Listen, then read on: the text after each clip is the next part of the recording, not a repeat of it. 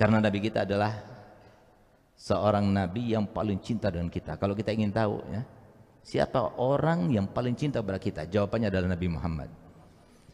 Bukan keluarga kita, bukan orang tua kita, bukan anak-anak kita, bukan pasangan kita, bukan, tapi Nabi Muhammad.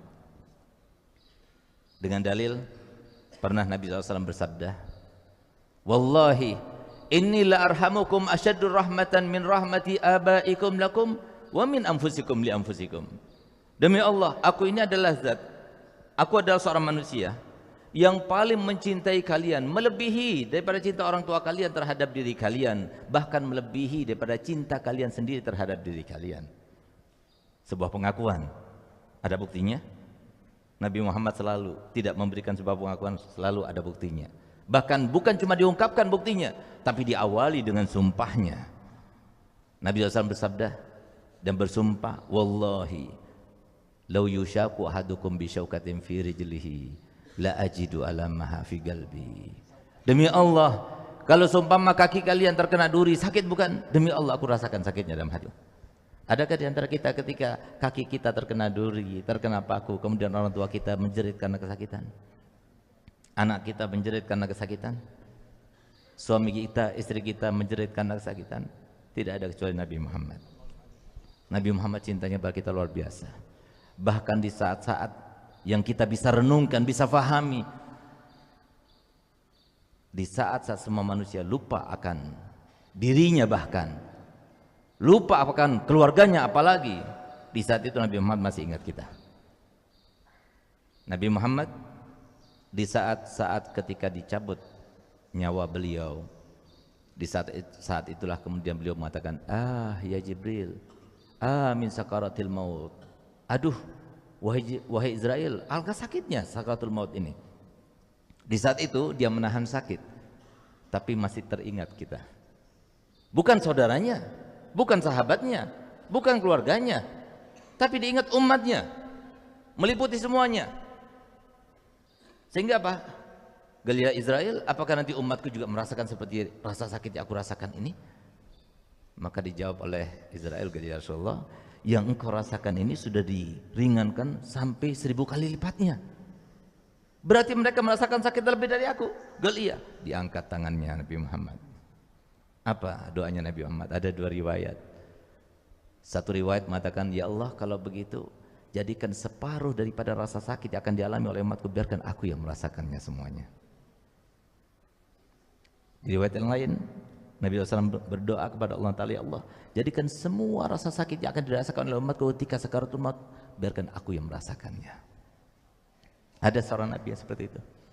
Ada seorang Rasul seperti itu. Bahkan kenapa dikatakan mustamirin? Keutamaan Nabi Muhammad terus bersambung kepada kita. Siapa yang berdoa kepada Allah Ta'ala sehingga kita satu-satunya umat yang masih ada hubungan dengan Nabi Muhammad? Kenapa Nabi Muhammad mengatakan dalam hadisnya bahwasanya aku ini sangat tahu dengan nama kalian dan nama-nama orang tua kalian? Bagaimana Nabi SAW tahu? Seorang manajer, seorang bapak Kapolres misalnya, seorang pejabat, belum tentu dia tahu dengan nama bawahannya. Tapi Nabi Muhammad, beliau katakan, aku tahu dengan nama kalian semuanya dan nama orang tua kalian. Kenapa? Karena Nabi Muhammad telah berdoa. Walaupun Nabi Muhammad sudah meninggal dunia, tapi ada hubungan dengan umatnya. Untuk apa? Untuk selalu mendoakan. Sehingga apa yang diminta oleh beliau, yang kemudian diijabahkan Allah Ta'ala, sehingga setiap hari Kamis ketika catatan amal ibadah kita ditutup, kemudian disodorkan pada Allah, sebelumnya disodorkan dulu kepada Nabi Muhammad. Wajib disodorkan dulu kepada Nabi Muhammad. Malaikat datang, ya Rasulullah, ini amalnya umatmu fulan bin fulan, dilihat. Kalau isinya baik semuanya, tersenyum Nabi Muhammad. Semoga kita termasuk yang bikin senyum Nabi Muhammad. Tapi kalau ternyata 1 minggu ini kita banyak melakukan dosa, Nabi Muhammad mengangkat tangannya. Lalu Nabi Muhammad, Allah maghfir lahu, ya Allah ampunilah dosa-dosanya. Setiap minggu kita dapat doa dari Nabi Muhammad. Adakah seorang alim, seorang guru yang mengingat kita sampai sebegitunya? Kecuali Nabi Muhammad, kecuali Nabi Muhammad, kecuali Nabi Muhammad. Nabi kita Muhammad adalah seorang nabi, nggak pernah tersenyum kecuali untuk kita. Bahkan Nabi Muhammad berkorban untuk biologis kita, kebutuhan kita. Sehingga suatu waktu pernah Nabi SAW melaksanakan sholat subuh dalam keadaan lambat gerakannya. Bahkan ada bunyi-bunyi entah dari mana berasalnya. Setelah beliau melaksanakan sholat rampung, kemudian sahabat-sahabat yang besar datang kepada Nabi Muhammad, mengelilingi Nabi Muhammad. "Ya Rasulullah, apakah engkau sakit?" Begitulah para sahabat Nabi, sangat risau, galau pikirannya kalau sudah terkait dengan Nabi Muhammad, dan senang gembira kalau melihat wajah Nabi Muhammad bergembira. "Tidak, aku tidak sakit. Tapi kami melihat gerakanmu sangat lambat ya Rasulullah, enggak seperti biasanya. Bahkan kami dengar ada suara bunyi-bunyi di dalam tubuhmu, aku tidak tahu dari mana asal bunyi-bunyi itu ya Rasulullah." Kemudian Nabi Muhammad berdiri, dibuka bajunya, ternyata Nabi Muhammad mengikat perutnya dengan 3 batu. Maka kemudian ditanya, "Kenapa ya Rasulullah engkau ikat perutmu dengan 3 batu itu?" Apa jawab Muhammad? "Iya, karena perutku ini sudah tidak kemasukan makanan sudah lebih dari 3 hari 3 malam." Menjerit sahabat Nabi. "Ya Rasulullah, fidaka abi wa ummi summa nafsi." Tebusanmu wahai Nabi, itu adalah orang tuaku, bahkan diriku sendiri. Biarkan kami yang lapar, biarkan kami tidak makan, jangan engkau dan keluarga kamu yang tidak makan. Kenapa kau tidak beritahukan kepada kami kalau di rumahmu itu tidak ada makanan? Apa jawaban Nabi Muhammad? Tidak akan pernah aku lakukan yang semacam itu.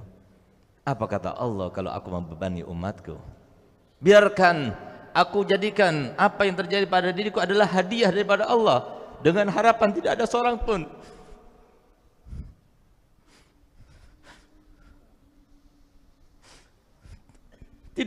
daripada umatku yang tidak bisa makan 3 hari 3 malam. Nabi Muhammad sudah mau mengorbankan dirinya untuk beliau, cukup beliau saja yang tidak makan 3 hari 3 malam. Bahkan diriwayatkan bahwasanya beliau 2 bulan berturut-turut sebelum akhir meninggalnya, di akhir-akhir umurnya, 2 bulan berturut-turut itu tidak ada api yang menyala di rumahnya. Yang dimakan itu cuma kurma dan air. Kenapa Nabi Muhammad mau rela semacam itu? Pertanyaannya, kenapa Nabi Muhammad rela seperti itu? Jawabannya adalah supaya umatnya yang miskin jangan kecewa. Kalian jangan kecewa. Miskin di dunia biasa, tapi jangan miskin di akhirat nanti. Kalau kamu merasa miskin, ketahuilah bahwasanya Nabimu lebih miskin. Nabi Muhammad yang disodorkan padanya kekayaan dunia, tapi beliau toya. Kenapa? Karena dia ingin supaya umatnya semuanya merasa bahwasanya dirinya seperti Nabi Muhammad, seperti nabinya. Itulah Nabi kita Muhammad. Tapi ternyata kita yang dicintainya oleh Nabi Muhammad tidak peduli dengan Nabi Muhammad. Kenapa demikian? Kenapa saya katakan banyak sekarang umatnya yang dicintai oleh Nabi Muhammad, diperhatikan oleh Nabi Muhammad, dipedulikan oleh Nabi Muhammad, didoakan oleh Nabi Muhammad, baik di masa hidupnya, setelah meninggalnya. Bahkan pertama kali ucapan yang keluar daripada beliau setelah dibangkitkan nanti adalah ummati, ummati. Tapi ternyata kita tidak perhatian dengan Nabi Muhammad. Kenapa saya katakan demikian? Karena Nabi Muhammad manusia biasa sama seperti kita. Sebagaimana kita punya cita-cita kan? Kita punya keinginan kan? Kita punya harapan kan? Kita punya kehendak kan? Nabi Muhammad juga punya. Nabi Muhammad juga punya cita-cita. Nabi Muhammad juga punya kehendak. Nabi Muhammad juga punya harapan. Nabi Muhammad juga punya keinginan. Kita ingin tahu bagaimana cita-cita Nabi Muhammad, kehendak Nabi Muhammad, keinginan Nabi Muhammad, harapan Nabi Muhammad.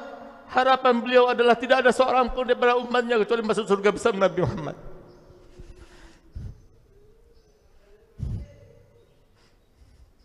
Tidak ada seorang pun daripada kita semuanya kecuali masuk surga bersama Nabi Muhammad. Bagaimana akan masuk surga? Kita tidak memperhatikan Nabi Muhammad. Bagaimana masuk surga? Padahal Nabi Muhammad katakan, "Ala inna sil'atallah ghaliyah."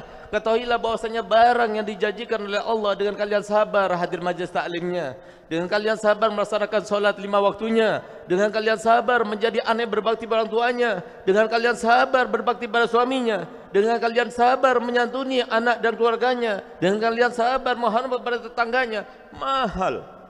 Mahal kata Nabi Muhammad, nggak mudah. Kita harus melalui ujian-ujian, cobaan-cobaan. Bagaimana mungkin kita yang mengaku diri kita sebagai orang tua cinta kepada anak kita? Orang tua yang ada sekarang, kalau mereka jujur, hidup itu susah. Kita harus menghadapi orang tua yang berbagai macam coraknya, sifatnya. Harus kita menghadapi seorang guru, harus kita menghadapi seorang tetangga, harus kita menghadapi kesehatan kita, ekonomi kita dan sebagainya. Semua itu membutuhkan kepada kesabaran dan ilmu serta pedoman. Bagaimana kita mengaku cinta pada anak-anak kita kalau kita tidak pernah menanamkan pedoman yang sudah diajarkan Nabi Muhammad SAW.